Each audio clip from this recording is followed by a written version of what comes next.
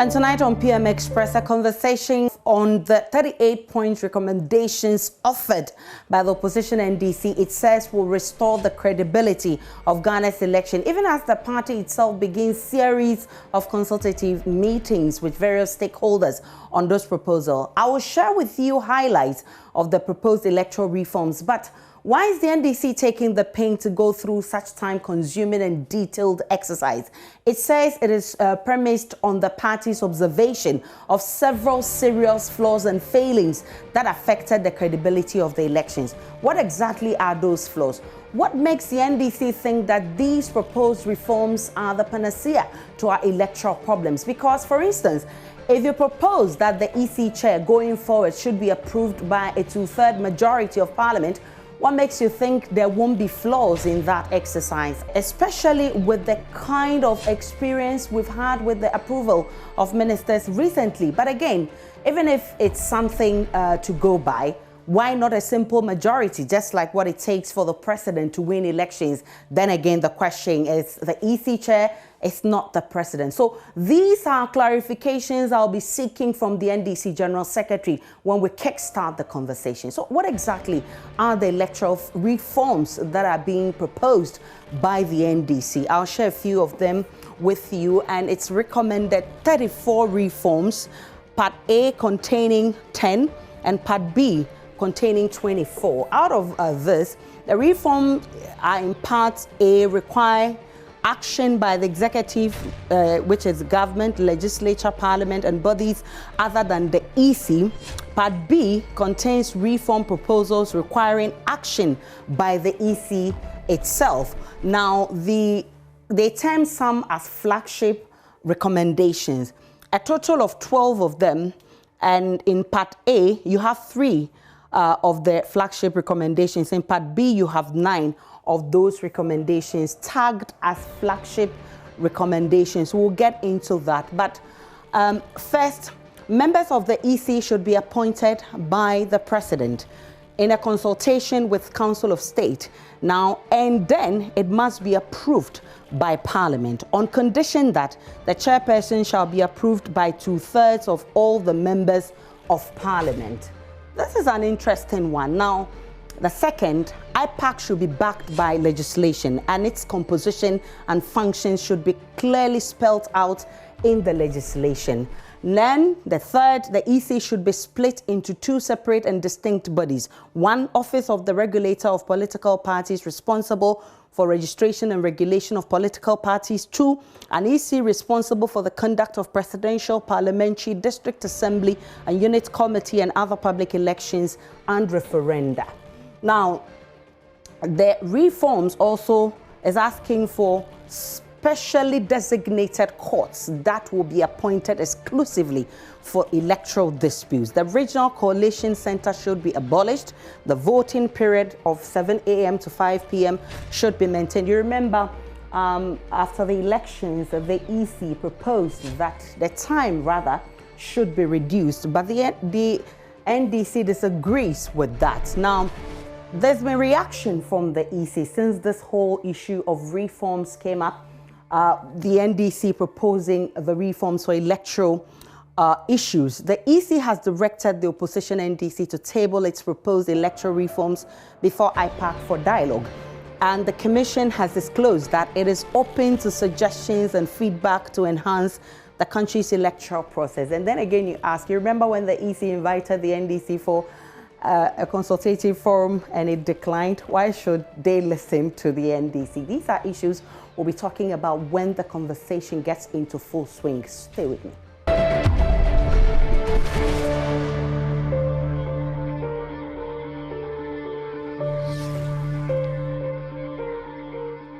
Welcome back to PM Express. Tonight we're breaking it down for you. The 34 reforms that have been put together by the NDC, proposals they think will reform our electoral system. In the studio with me, Johnson Asiedu Nketia, who is the General Secretary of the NDC. He's here and he has answers to all your questions. You can pose them, send them to me, I'll pose it to him and he would provide answers. General, I'm grateful that you were able to join us. Let's start with the reason why you've gone through this painstaking exercise to put together the 34 reforms you think would bring sanity to our electoral system. You talk about flaws in the elections. What are you talking about? Because one would have thought that going to court and the court settling that matter, we would have been on the same page. Well, thank you very much and good evening to listeners. We believe that democracy is not just about elections every 4 years. It has everything to do with what happens in between the elections. And that is citizens' participation. Definitely. Where citizens have to contribute their quota in building a nation. Okay. And so democratic institutions and institutions of governance are established to perform certain duties in a democracy. And so it is the citizens who help those institutions to function. Definitely. So if you leave the institutions to function in their own, they will flop. So there must always be citizens' awareness, and where the citizens need to contribute, they have to do it out of the duty of citizenship. So that is the primary motivation for us as corporate citizens and as individual citizens of the country to contribute our quota in building a better democracy for Ghana. But in that 34 your bullet point recommendations, you tag some as flagship. I mean, which of them are the flagship ones? I shared a few of them with our viewers, but they're number 12, right? The flagship ones. Well, I'm not sure I can go into those ones, but the point is, some of the reform proposals are not new. Okay. Some are issues that we have discussed and agreed upon, all the stakeholders, and signed to. And they are yet to see implementation. So we cannot take ownership of them as such. Okay. If you like, what we are doing is about reminding everybody that this is what we have committed ourselves to doing. So let us get up and do what we have committed ourselves into doing. Okay. And there are others that we see are new ideas that we are putting forward. Okay. Maybe that is those are the ideas that the committee decided to tag as a flagship or whatever, but their effect is just the same. Okay. To improve our democracy. One of the things that we spoke about, and I believe has been described as a flagship recommendation, is the idea that we need to separate the functions of conducting free and fair elections that has been imposed on the Electoral Commission by both the Constitution and the Electoral Commission's Act itself. And then these other functions that emanated from the political parties law that imposes a duty on the Electoral Commission to register political parties and regulate their activities. We think that the Electoral Commission principally looks at their own act and the duties imposed on them by the Constitution, primarily. So the other functions that have been imposed on them by the political parties law, they always play second fiddle. Okay. And so we think that if in other countries, best experiences have shown that in other countries, there's a different body that registers and regulates political parties. That is different from the body that conducts elections. And we think that it will be neater to do that in Ghana because that is aimed at solving a problem that we have identified. You agree with me that for the past couple of elections, when we are getting into filing of nominations, there are always some controversies about which party qualifies to contest, who doesn't qualify to contest, and it raises unnecessary controversy. Okay. We think that it is an unnecessary distraction on Electoral Commission. So if you separate it and get other regulatory body which will be responsible for registering political parties and to make sure that the activities are regulated according to the laws, so that by the time the election time gets near, as many political parties as qualify to contest the election, it will be apparent, they will know it themselves. But so it will not be as if they are gambling, so that it is on the day of filing of nomination that you are told that you cannot contest. But the EC itself hasn't complained that it is overwhelmed with the job. But they are not doing the work, and it is creating a problem. The problem that it has created is that there is always controversy around the time of filing of nominations. That serves as an unnecessary distraction. And then there are accusations and counter-accusations as to why Electoral Commission has decided to disqualify these people, why they have decided to qualify these people, and there are always insinuations as to particularly the smaller parties who may be seen to be allied to one big party or the other. There are always those accusations. Okay. There are unnecessary distractions on the work of Electoral Commission. So if we have a regulator that will be responsible, they will then focus on the important aspects of political parties satisfying the laws that govern their activities. Okay. Filing of financial returns and maintaining offices and all those things that qualify them to be political parties.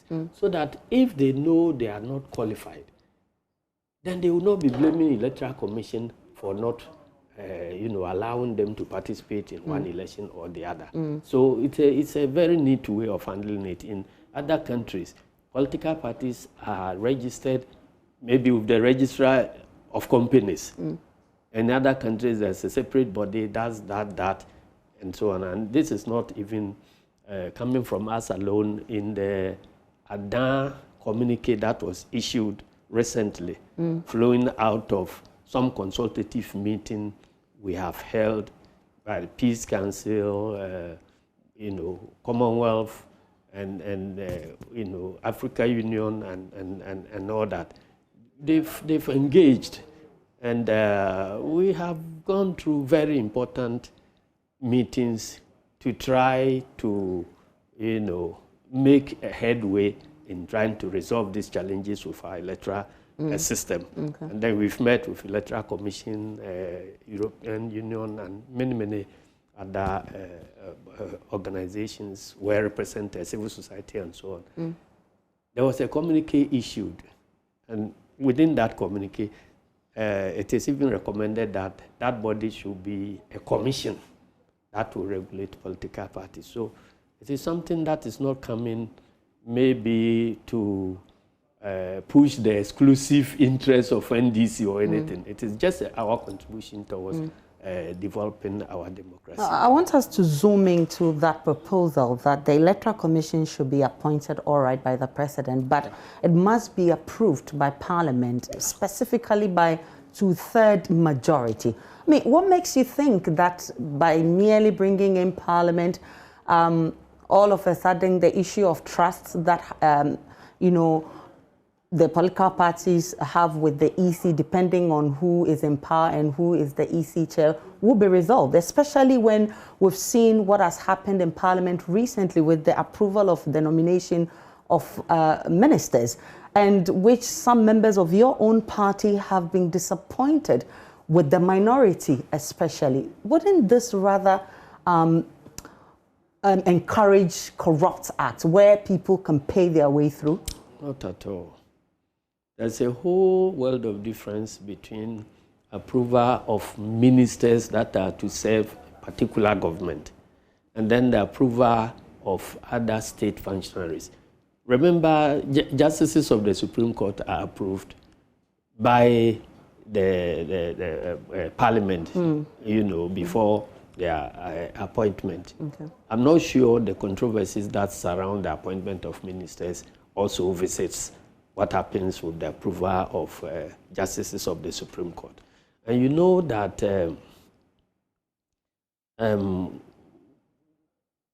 with the appointment of justices of the Supreme Court, there is first the president making nominations in consultation with the Judicial Council, or whatever it is, and then with the involvement of Council of State. Yeah. But after all that has been done, they are presented to Parliament for vetting and approval. The vetting process will test, the individual's preparedness or suitability for the position. There are very pertinent questions that can be raised. And then at the end of the exercise, you will know that that person indeed is qualified, and then opportunity is given for that nominee to clear the air about all these suspicions and all that. But those are the same pertinent questions they ask the ministers. If I can, go I'm ahead, saying that go ahead, the process of appointment of ministers, because ministers are being appointed to serve a particular partisan president. Okay. So that is a whole different ball game from appointing officers who are supposed to be non-partisan, and their work is supposed to be independent and so on. That's why I'm likening it to justices of the Supreme Court. When you take the Constitution, you see that in many, many respects, analogous, institutions, institutions that are likened together in many respects, in terms of appointment, in terms of, removal from office and so on. The commissioners are likened to justices of the courts. And so if there is the need to get the justices after all these recommendations from the judicial service or whatever, there is still the need for parliamentary approval. Then you see that it is clearly, when you compare the conditions, you see that that one is clearly missing with the appointment of the Electoral Commission. And particularly, if the nature of work that the Electoral Commission and commissioners are going to perform is completely different from ministerial work. Ministerial work, you are first of all going to help a president to discharge his responsibilities. Okay. In the case of justices and then electoral commissioners, they are there to serve the state, not the president who appointed them. And that is why there is the need to get these approvals from Parliament and the people's representatives. We are suggesting to test majority because apart from the 92 elections, from 96 to date, no party has been able on its own to garner two-thirds majority of the House. So if you put it at two-thirds majority, it means that the person who will get that approval will be somebody who is, acceptable to all sides. But why so it doesn't two-thirds? matter who is. I'm saying that, look, two-thirds is not a difficult thing to get at all. Because when you have the right person. Because in many cases, what happens is that if you don't have any specific issue that prevents a nominee from holding the position, nobody will just go out there to try and then, if you like, offend somebody who is going to be your judge in future. So in some of the cases, Parliament, after the vetting, Parliament decides to go to recommend them, by consensus. But we are suggesting two-thirds because then it will mean that no single party can be pushing their partisan interests through the appointment of these commissioners. And it is important that referees of election ought not be seen to be partisan or one-sided. So that is why we are recommending the two-thirds. And it's not. I'm saying that because even the president takes a simple majority. So why should the EC go through? No. The president is not approved by Parliament. I mean, when the people we go for elections, the Constitution wants the president, whoever gets a simple majority wins. So, I mean, isn't this an unfair? No. But if you compare even the president's votes, the requirement to get a president, and the requirement to elect an MP, then you will say that the MP's one is worse. But they are all calibrated for certain specific reasons. For MP, he may be a minority MP, sort of, because if you have about 3 contestants, one gets 30%, the other gets 30%, and then one gets 40%. The one who got 40% will be the leader. But he will be carrying 40%, and those votes against him will be 60%. But he still will be the MP. Okay. You understand? It is intentionally carved in the Constitution that somebody who will be the president of the Republic must have majority support. That is why we put it there that 50% plus at least one vote, so that at least majority of the people will support them. There are several reasons why certain requirements of majority are put there, and that is why we are saying that in this particular case, we do not want to see a commissioner who would be appointed and approved by one side of Parliament, because he or she is going to be the referee. But from experience, from 96 to date, no single party has been able to get 2/3 in Parliament. And it is not likely that any party will get 2/3 in Parliament for the next so many years. So the way to get the buy-in of everybody is that, look, this person, if he's accepted by all sides, then nobody can complain when they proceed with their work. This suggestion is intended to cure the problem that arises at every appointment of a replacement of a commissioner. Any name that is mentioned, you see one party saying this, another party saying this. You saw what happened in Charlotte Osei's case, you saw what happened in Jim Mensah's case, and so on. So we have come to a point where we cannot continue on that trajectory. So let's think through and find solutions, because after Supreme Court judges are approved, nobody hears about those things. So if that is what will cure that problem, let's go for it and put that problem behind us. And people should know that this provision we are suggesting has nothing to do with Jim Mensah. You understand? Or any of the commissioners who are there. We are being futuristic.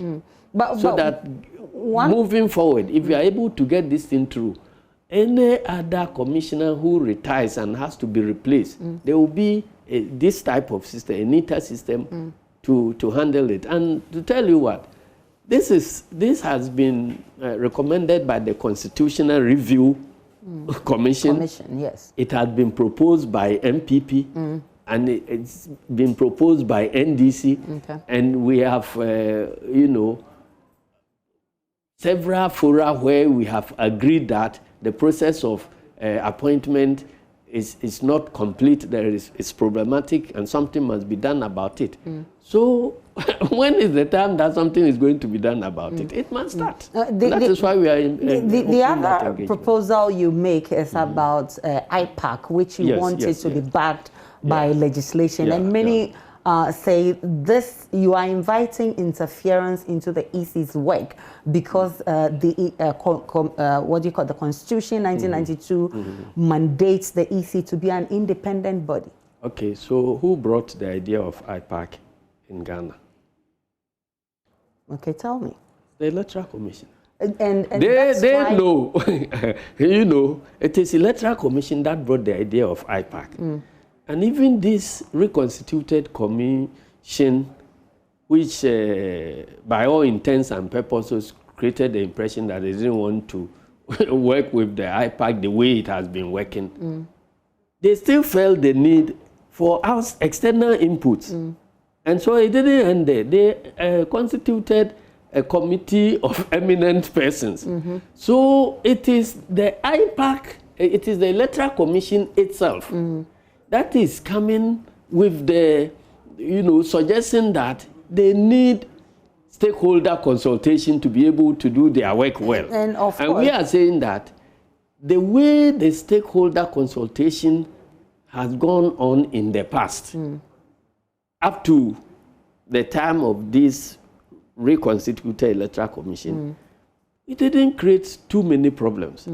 But with the era or the advent of this reconstituted commission, they've moved away from the reasons why the commission was established.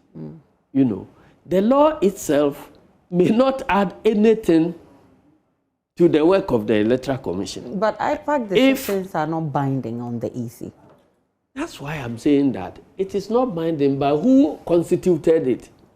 If they knew that their work, they are sufficient, and they didn't need external input from stakeholders, why would they bring up the idea of IPAC? So by this legislation... They constituted it. And I'm saying that this need for the legislation wouldn't have come up at all if IPAC had continued to work in a consultative manner, which is known to have been working. Okay. Because you see, I don't know whether it is out of the rush to impress or to appear to be doing things differently or whatever that led the Electoral Commission into this quagmire.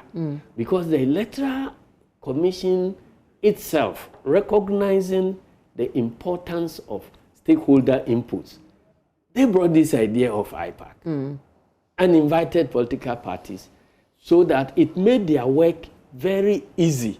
Because they are going to be referees. So if they are establishing the rules and the participating parties all agree that, look, this paper should be put here, then they do it and they don't have any problem. So long as they look at their laws and it does not infringe upon any of the laws, and they think that this is what to produce acceptable outcomes to everybody, let's do it. And so we have been able to undertake monumental reforms in our electoral system through this IPAC because of the way it has operated. First, there was no voting at IPAC at all. Because the idea is consensus building.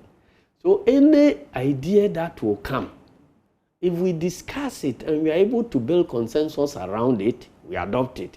Those we are unable to build consensus around, we flag it for further discussion in future. And it is through this that we've been able to come this far. And then you also realize that about 99% of the reforms to the electoral system since 92 to date have emanated from stakeholders other than the Electoral Commission itself. And that underlines the importance of stakeholder inputs in the work of the Electoral Commission. And so the idea to introduce transparent ballot boxes to replace opaque ballot boxes was from the political parties. The idea to bring biometric registration, verification, and all these are all ideas generated from outside the Electoral Commission. It is not the Electoral Commission that has been suggesting these ones. You see, even in 2013, after the Supreme Court ruling, where there were directions that we should do electoral reforms and so on, the Electoral Commission under Afarijan made a public announcement inviting memoranda from members of the general public about proposals for constitutional reform. We are all Ghanaians. Anybody who has any idea should bring it on board. We are prepared to look at it and see whatever it is worth. At that time, we, the political parties, were having a program, running a program under IEA, incidentally chaired by the now EC chair. The now EC chair. Yeah. And she pushed some of the, reform proposals with our Ghana's political parties program. I have a report here that will indicate to you the type of proposals that were generated from. Look, this is one of the communiques that we issued, and these are all recommendations. Many of them are in the documents that we are presenting now. Okay, you understand? There is this thing. What do we call it?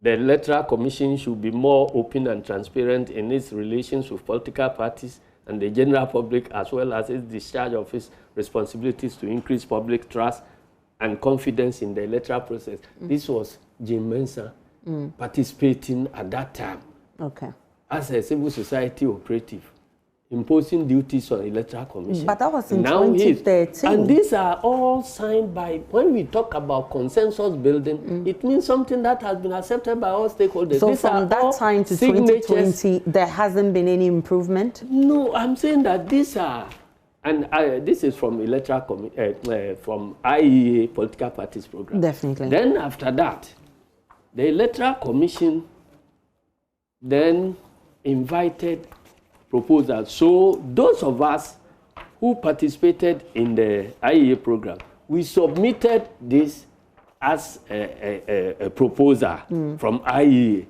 program to Electoral Commission.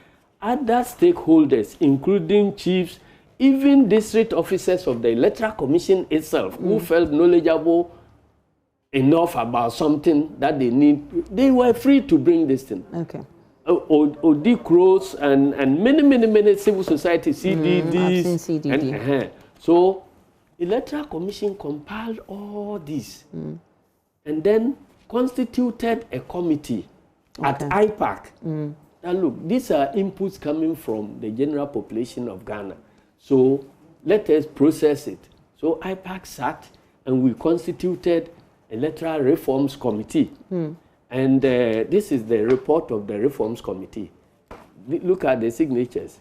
Georgina Opoku Amankwa, chairperson, representing EC, Rebecca Kabukoe Ajalo, representing EC, John Siasi Dunkatia, NDC, Kwabran Jaya Japan, MPP, James Kwabran Bon Virginia, CPP, Mr. Enin Kofi Addo, YPP, and all those Ransford Dr. Ransford Jampo, IEA, Kwesi Jonah, IDEC, Franklin Odro, CDD, and all the Christian Owusu Paris Secretary. So this was the Reform Committee that processed all the proposals, distilled them, and made recommendations as to, which is acceptable with reasoning. Okay. And so these proposals were submitted to the Electoral Commission. And the Commission itself went and held meetings, looked at it, and generated what is equivalent to a white paper or whatever.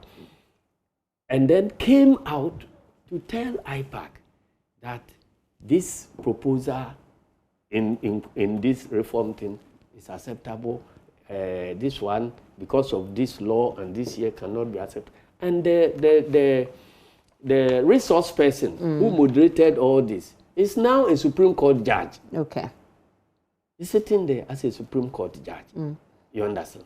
So this is one of the finest consensual documents that we have agreed upon as to how to develop our electoral system in the immediate, medium, and long term. So why is the NPP always challenging you on some of the issues? These are their signatures. I'm saying that these are their signatures. This has to do with honesty and dishonesty. So this thing was presented, and we insisted that every IPAC that we attend, Electoral Commission will report to us the state of implementation of this consensus project. Okay. And so Afarijan started implementing some of them. Of course, some of them were administrative reforms, some of them required changes in law, laws of acts of parliament, others required constitutional amendments, and so on. So Afarijan started implementing. Then he went on retirement. He had gone this far. Then Charlotte also came and continued with the implementation. It is when Madame Jim Mensah and this commission came that they decided to just shelve all these things and started doing things that flew in the face of the consensus positions we have developed. And that is the cause of this problem. And then we kept warning them that we have developed these consensual positions. Let us proceed according to them, otherwise we will run the election into difficulty. People did not understand us. They felt that we were being dictatorial to the commission and so on. So we all went, and the result was an election in which 8 people were killed. And the collation process and all this, I'm not sure anybody is proud about this election. But we cannot reverse the past. So we must make progress. And so we must see how we can get out of this quagmire and restore our democracy to the shining status that it used to be. That is why we put together we put together a committee to look at this. And so many of the things that are contained here were already here, the 2013 that were not implemented. Okay. It started from 2013, and the final report came in 2015. And so Afarijan implemented some of them, then Charlotte came in. And so things like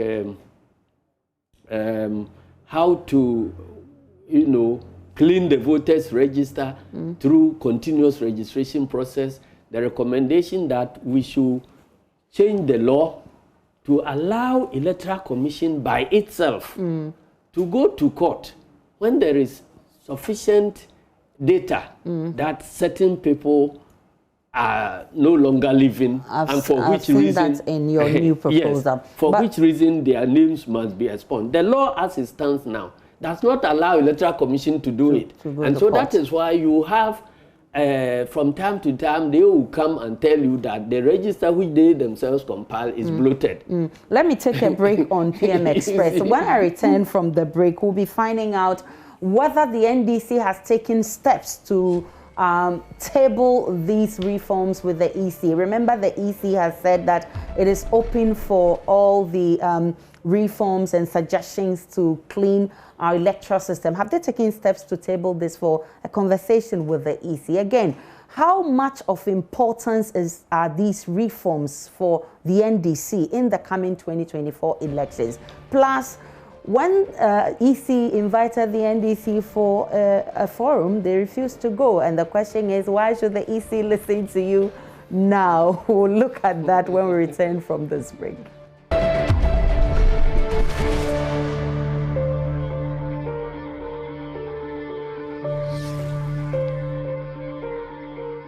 Welcome back to PM Express. We are breaking it down for you, the reforms proposed by the NDC for the Electoral Commission to reform our electoral system. And I've been discussing this with the General Secretary of the NDC, Johnson Asiedu-Nkechi. I've been having some interesting conversation here. Before I went on that break, I spoke about the fact that the EC is inviting you to put all of this on the table and discuss. Have you started that process? Oh, they are on the table already. Okay. Because the document is addressed to them. Okay. Because they have the constitutional duty to, undertake some of the things that are found there, even where they are not the people who are actually going to effect the change, like passing of legislation in Parliament and so on. Their acceptance and proposal will help a lot. So they are the people to whom the reforms are addressed. Okay. And they are the first people we send it to. All the others are copies that we are giving to other stakeholders. Okay. So we've given it to Electoral Commission, and they've responded. I get surprised at times about some responses I'm hearing in the media, which are different from the response we receive from Electoral Commission. What's the response? Either the media is creating responses for Electoral Commission, or Electoral Commission is writing to us saying one thing and granting interviews saying a different thing. But what exactly has the EC been telling you? They wrote us. I don't have my phone here. I would have given you the mail, but they have the document. They acknowledge receipt of our reforms and thank us and assured us that they will be, looking at those proposals. Very short. And then later we heard the media saying the Electoral Commission says NDC should send the reforms to IPAC. And immediately you get to know that those who are running such commentary may not be fully abreast with what happens at the Electoral Commission. Because if you want to differentiate Electoral Commission from IPAC, what are you talking about? Okay. IPAC is a meeting that is called by Electoral Commission. The Electoral Commission. And they set the agenda. So it is a document that they are in possession of, and having read it and determined that it is worthy of some discussion, that they will call a meeting and put it on agenda. Okay, but so there is no difference between sending proposals to IPAC and sending proposals to Electoral Commission. So when you refused that forum that was, you were invited to participate by the EC, you think that the EC is mandated to listen to you at this point? Why do you want them to listen to you when you refused their invitation? I think that there cannot be that type of parity of reasoning, because we pay the EC. Okay. EC doesn't pay us. Okay. The taxpayers. So the Electoral Commission is a state institution. But the political parties are supposed to work together with the EC. We are politicians. We are citizens.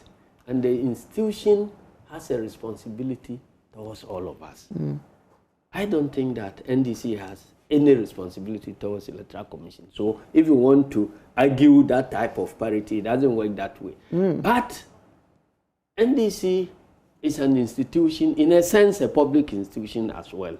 We have not been able to establish exactly what political parties are in our system, whether they are civil society organizations or they are private institutions and so on. We've not been able to clearly define that, but it doesn't work the way you are putting it. But having said that, I'm saying that they themselves realize that, that review that they tried to do did not constitute any proper review. They were just making, noise about it, because after all, why? Who doesn't know that the key political parties that make any election an election, NDC, MPP. Yeah. It is these two parties that fielded, in fact, the immediate past election. It is only these two parties that fielded 275 candidates across the country. And when you take the total number of candidates fielded by all the minority parties put together, they don't even come anywhere near those that were fielded by MPP alone or NDC alone. And you see that the 11 out of the so many political parties registered, only 11 or so participated in the elections. So how do you go and call people who did not participate in an election to be the ones who are going to review an election? It's a one-way thing, and they themselves have realized it. I'm sure everybody, their hands are coming home to roost. So the other stakeholders have come on board, like the UN, the ECOWAS, the Commonwealth, and then other stakeholders, civil society organizations, peace council, and all that.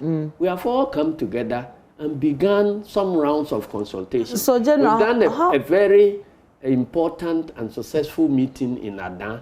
A communique has been issued. We are going to build upon that one to be able to get somewhere out of this quagmire. And that is why there is the need. You cannot go and be arguing in vacuum when you don't have anything to offer. How much premium do you place on these reforms as far as the 2024 elections is concerned? It has to do with the country Ghana. It doesn't have to do with just your chance as a political party in an election. When there is clean, fair, transparent election, who doesn't benefit? Even the parties who lose benefit. Definitely. Because they know that after winning or losing, they are going to live in a peaceful democracy. Even people who do not vote, they have a stake in peaceful elections. Businessmen are the most important people, beneficiaries of peaceful elections. Because if there is no peace in the country, you cannot run your business in peace. Church leaders, religion. That is why our engagement, we are going around everybody, all stakeholders, to let them understand that this is our country. When we are in it together. Let us do things proper. When do you intend to meet Parliament? Because they play a critical role in these reforms.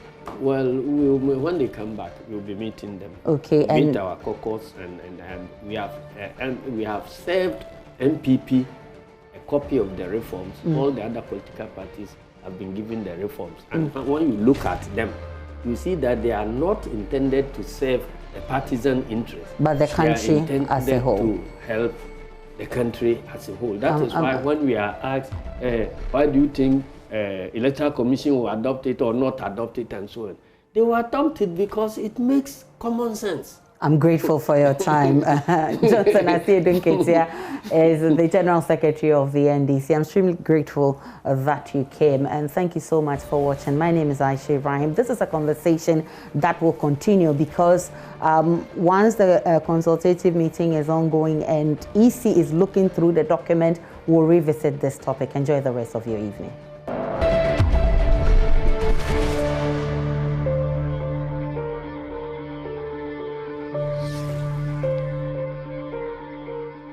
My name is Kujo Yankson. Let me tell you how to turn back time. You can now bring back all the fun, all the excitement, all the controversy of the Super Morning Show and all your favorite Joy shows when you go to myjoyonline.com/podcasts. Just select your favorite show and bring it all back again. Joy 99.7 FM, radio for discerning listeners. It's radio. Joy 99.7.